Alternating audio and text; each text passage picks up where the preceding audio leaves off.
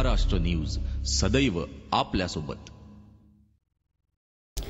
महाराष्ट्र शासनाने जाहीर केलेल्या आत्मसमर्पण योजनेमुळे गडचिरोली जिल्ह्यातील नक्षलवादी मोठ्या संख्येने आत्मसमर्पण करत आहे।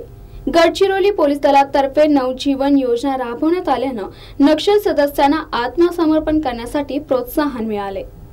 तसेच मागील वर्षभरात वरिष्ठ नक्षल सदस्यांमध्ये अनेक जहाल नक्षलांनी आत्मसमर्पण केल्याने आणि पोलीस दलाने त्यांचे पुनर्वसन घडवून आणले।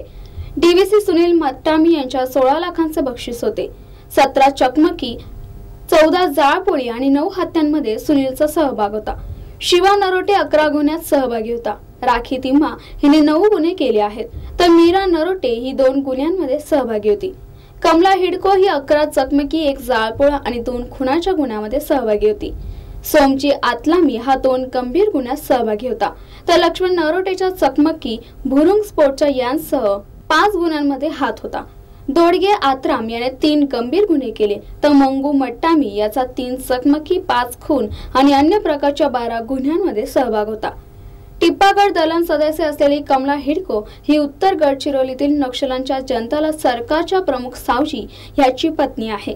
नक्षलांच्या एकूण दलमापैकी 5 दलम कमी झाले आहेत। या दलमांमधील सदस्यांची संख्या कमी झाल्याने हे दलम अन्य दलांमध्ये विलीन करण्यात आले आहेत। त्यात गट्टा एलओरम, सुरजागड एलओएस, पेंढरी एलओएस, 55, 56 इत्यादी दलमांचा समावेश असून हे सर्व दलम प्लाटून दलमध्ये विलीन करण्यात आले।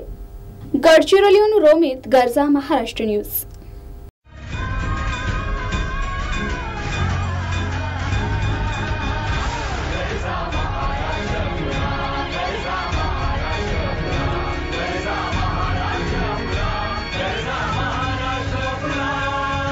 गर्जा महाराष्ट्र न्यूज सदैव आपल्यासोबत।